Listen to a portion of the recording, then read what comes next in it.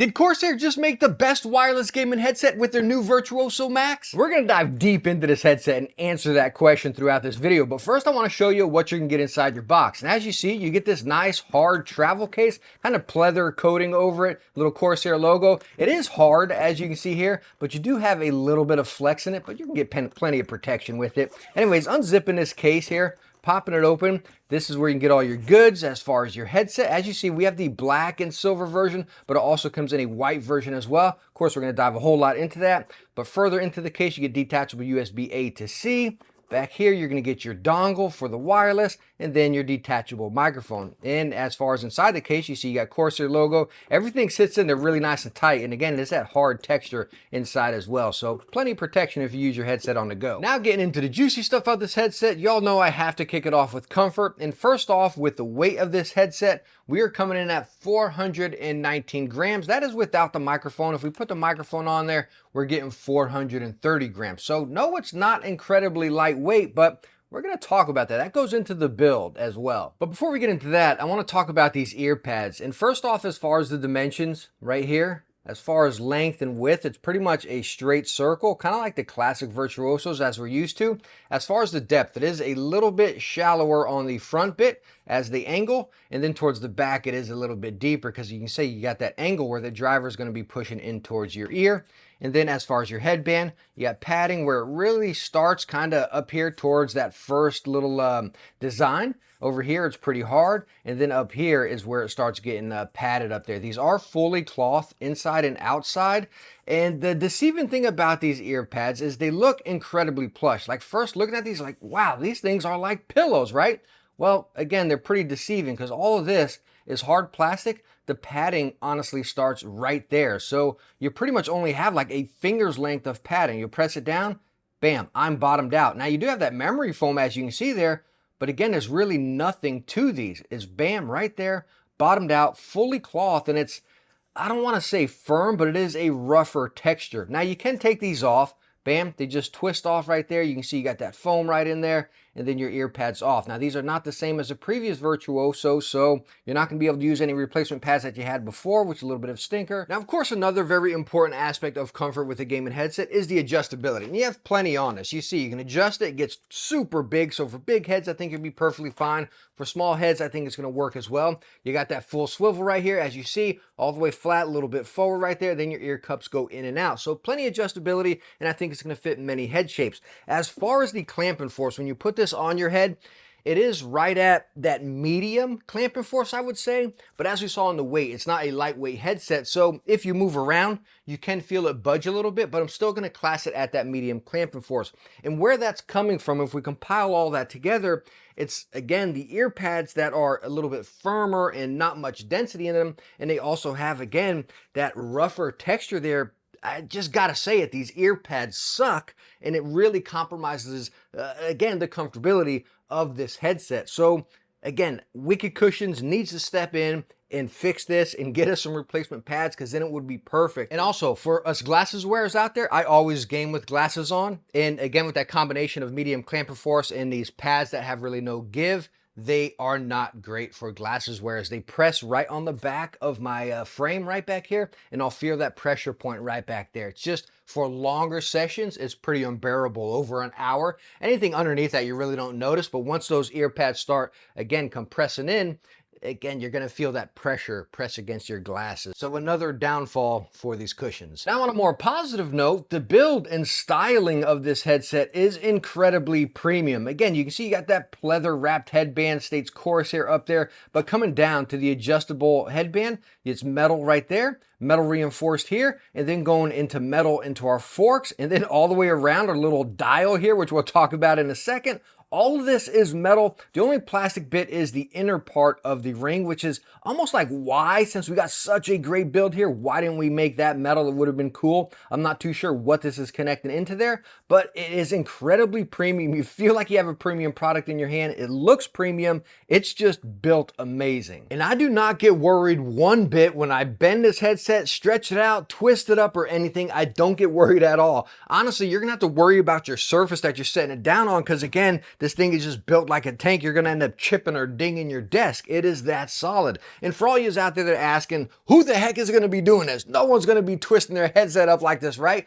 I like doing that as a reviewer so I can show you that weak point. And if there is a weak point, I'd rather break my product than you going to spend your money and break your product. That's why I do this. Again, to show you if there is a weak point on it somewhere, because I'm not going to use this product for as long as many of you are. Well, I honestly will probably be using this headset for a whole lot longer. Now let's dive into one of my favorite topics on this headset, being features and functions. It's packing so much and it's packing it right. But number one, as far as the microphone, which we'll do that mic test here shortly, but this is a detachable microphone. You got your mute button right on the bottom of it here. You can see the microphone has like that cloth coating over it, just again, right in line with that premium. Holds its position really nice. You get that indicator light up there whenever you mute it as well, or it's active, or you can just turn it off in the software. But coming over to the headset, on this ear cup over here, you got your power button, and it's just a switch. It clicks down, and then you can see you got your Bluetooth button down there. You actually hold it down to pair or press it down, and then that's when it will activate the Bluetooth on there. But you can see it turn on now. You got your RGB on the outside right there.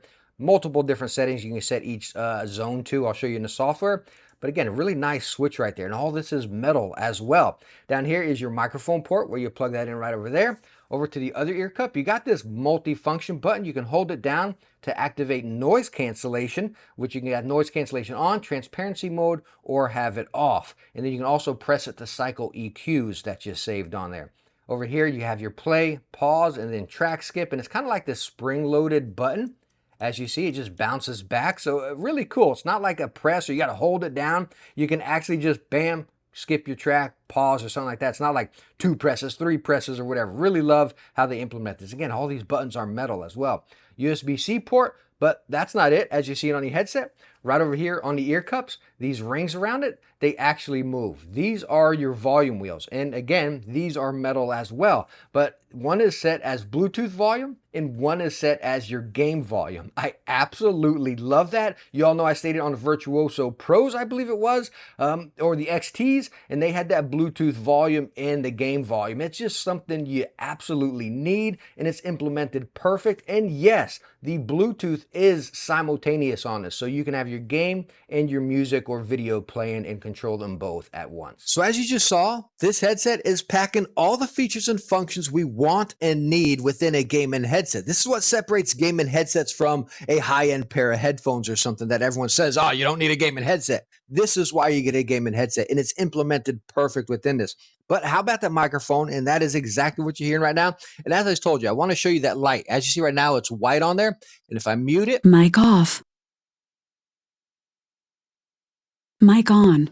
And you actually get voice prompts. It says mic off or mic on in there. Love it. So you actually get that verification of the light and the voice prompt in there. And you can actually turn, as you see, it's white right now as we're using it. You can actually turn that off in the software, which I'm about to swing you over and show you right now. And coming over to the software, we're going to click our Virtuoso Max headset. First up is the lighting. As you see, you got multiple different zones you can pick here. And as far as customizing it, you got multiple different effects that you can set. I just keep mine at static red over here. It's just what I like. It's nice and subtle, nothing crazy. Coming down here, key assignments. This is that button on the side back there, as you can custom press it and adjust like your EQs, which I have over here. And that will be whatever you decide to choose it from as far as these options here. I like EQ presets that you can put. And you can also put your custom EQ in there as well. Coming down here in video broadcast, I do not use this. You're hearing the raw microphone right now, by the way. No tweaking or anything. Equalizer. Coming down here. Oh, we are in Dolby Atmos. So let me go down here to settings and sound, which we're going to talk about that Atmos within the sound department as well. So come down here. You got to turn that off. So that's a good example to show you actually is the Atmos has to be off to be able to control the EQ. Once you switch Atmos over, that's going to take priority. So you're not having interference from this EQ and then Atmos, as some other headsets actually do have that. So just that's a peace of mind if you're using different headset. You got to have one off than the other. Cool that they disable it here. Anyways, over to the EQ bit here. This is the custom one I'm using. As you can see, I pulled my highs down a little bit, which I'm going to talk about in the sound. So if you want to see this, here you go. It doesn't show numbers, but you can see what I have here. Peaks up in the bass. Comes down, up, and down a little bit in the highs. You can also link these EQs, which is cool. So then it's a little bit easier to adjust so you don't got to move each single arm. Love how they did this right here. And then you have, of course, your presets over here, which none of these are that great, honestly. Microphone adjustment. And then as far as your side tone over here, let's test this side tone real quick. Oh, why is it not? There we go. It just said mic feedback in my headset. And we're at halfway right now, and I'm really not hearing much. If I come up here to 100%, man, I'm really still not. Let me pull the microphone closer. Yeah, I'm not hearing too much on the side tone. Okay, I'm not really hearing anything. Not sure why the side tone is not working here. Interesting, because I'm not here. Now it says mic feedback off, but I'm not hearing anything. Interesting. Let's go back up to 100%. I'm still not hearing anything in the side tone, so I'm not sure what's going on here with the side tone. Interesting. Sound ID personalization. I've talked about this in many other Corsair headsets. I love how they do this. It's really cool. You can go in here and create your own, and you just answer a couple questions. How does this sound? How does that sound? Yada, yada, yada. And it really works. So if you don't want to come over here and mess with any of this, that sound ID, it's not just a gimmick. It truly does work. It's pretty darn cool. Coming over here to settings now. And here it's got a couple other options as far as brightness. You can see I keep mine down to 25% just to preserve some battery life. I got 56% left here. And again, this thing just lasts forever. It just holds its charge really good. As far as mic boost, I'm up to 0. Let's turn it up a little bit. We'll see that's at 5%, seeing what I'm sounding like now. Over here is 10%, seeing what that sounds like. You have been hearing it mainly with 0% of boost. Case color, so you can adjust it within there, showing you the white or the black version. Noise cancellation, again, you have off, on, or transparency. As far as clicking on, turn to mute side tone. So that's kind of weird. It mutes side tone, but I had noise cancellation off, but the side tone, I still can't hear anything. So I'm not sure what's going on with that side tone again. But anyways, as far as the active noise cancellation, it's a pretty good noise cancellation. But again, these ear pads are cloth, so you're still going to hear that coming through. There's just no way of getting around that until we get some replacement pads. So it's decent noise cancellation, not the best because, again, those pads are fully cloth. Coming over here, assign right wheel. Again, you can adjust it to the volume or your Bluetooth or your gain, and you can just swap both of them right there. That's really it. I kind of wish there was more options, like maybe if you wanted to adjust your side tone volume, that would be cool. Hopefully that comes in an update maybe, but right now you can only just flip-flop each wheel. Sleep mode, of course, your voice prompts and stuff, and this is where you can disable that LED on the front that I mentioned. And then over here into the receiver, it's just basic, check for your updates. So the software, it does everything you want. I hope some of those tips and tricks I showed you help you out a little bit, especially with, again, having to disable Atmos or whatever to be able to control your EQ. But talking about EQs and Atmos, let's dive into sound. Hold up. Before we dive into sound, I just figured out what was happening with the side tone. And just to be clear, you're not hearing this microphone right now. You're hearing my actual video microphone. But talking about the side tone here, I actually had to go into the headset, even though I was adjusting it in here. And as you saw in the settings, I had noise cancellation off, but it asked us right there. You actually have to click on it right there and almost like accept that it's going to turn it off, even though the noise cancellation wasn't on. Hopefully that's making sense. So again, I had to cycle it on the headset from on, transparency, and then to off. Then it registered, I guess it was off, or you could just click it off in there when it says proceed. Then you accept that, and then it activates right there. So it's almost weird. It's almost like you got to like verify that you're disabling noise cancellation. But anyway, so the side tone is now working after I went through those steps and maxed out. It's pretty loud, but I'm also getting a buzz in my ear. I'm not sure if it's like trying to mute out my PC, which is right over here chugging, but I'm getting a slight buzz in there. It's honestly a little bit loud at 100%.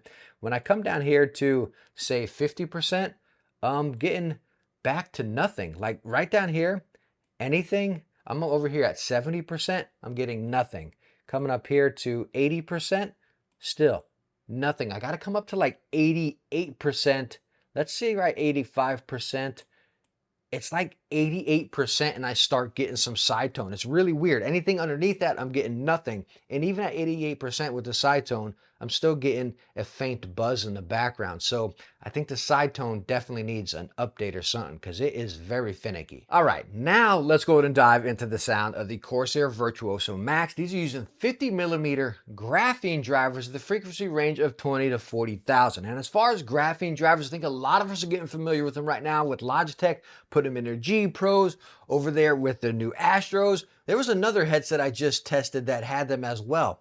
Golly, Which one was it? I totally forget which headset had the other graphene drivers. But anyways, we're seeing it with a lot of gaming headsets right now, and they are great. It should be a standard within gaming headsets to use graphene drivers rather than them cheap kind of paper drivers. And as I always explain, that's what they are. If you look at like a car subwoofer where it's a little bit harder in there, you can get that hit. Over here with a paper driver, you kind of get that mushy, muddy sounding. Again, a little bit of rattly type of sounding, because again, it's just constantly in there going like that. When a graphene driver is hard, it's crisp, and that's what you're going to get out of it. And talking about this headset straight out of the box with graphene drivers, I didn't really get like that Astro vibe or that Logitech vibe where it's really just crispy and potent right there. I felt like these were held back a little bit. I'm like, all right, what's going on here? This is not what I'm used to with graphene drivers, you know? Everything was toned down a bit. So I got in there, dabbled with my EQ, and I definitely brought it to life. I said, okay, so it's just that basic flat curve or balance that they have it set in EQ or an IQ. It's just not very exciting. It's very dull. So once you get in and dabble with your EQ, it's like, okay, you can really pull this headset out and play around with the graphene drivers. And that's the other cool thing about graphene drivers. When you dabble with EQs, you can really experience the difference of more bass or more highs. You can really experience and notice the differences as you're adjusting an EQ there. But where this headset really shines, even other than an EQ, is when you fire up Dolby Atmos. Oh my goodness, this headset comes to life. And talking about coming to life, when I'm gaming, I'm actually getting back into a little bit of Destiny with this new update they did.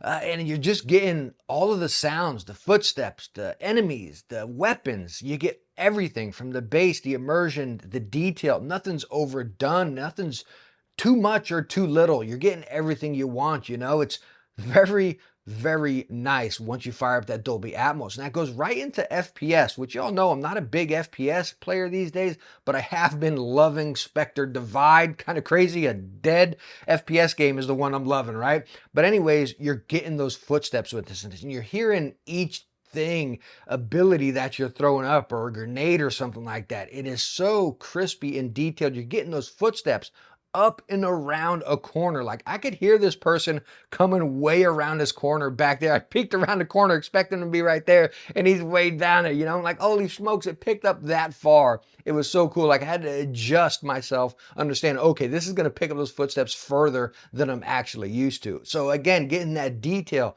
with that immersion is just what you get from graphene drivers. And again, it should be a standard within gaming headsets. So as far as the sound of the Corsair Virtuoso Max, it goes right in line with some of the other things we saw right there. Like out of the gate, like don't judge it from that. And again, I think if a lot of us will take this and just put it on our heads and be like, it's kind of dull, you know what I mean? You might put it in a box and be done with it. But if you actually give it the time, dabble with an EQ, as you should with any graphene drivers, because they're so customizable and you can tweak them to what you want, then it comes to life. That definitely goes for if you're on PlayStation or console where you don't have, again, Dolby Atmos customization. You got Atmos on it, which you can activate, which it doesn't come to life as much as on PC, just to let you know.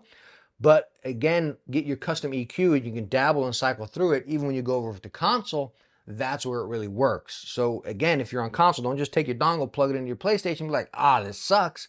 Give it that time on PC, tweak and adjust it, then bring it over to console, and that's where it's going to shine, and it's going to do exactly what you want. So did Corsair just make the perfect wireless gaming headset? Well, this headset's going to come in at $330, so it is in that premium class. It is an expensive headset, but it is premium. It backs it up from features and functions to the build is absolutely superior, and again, the sound is great.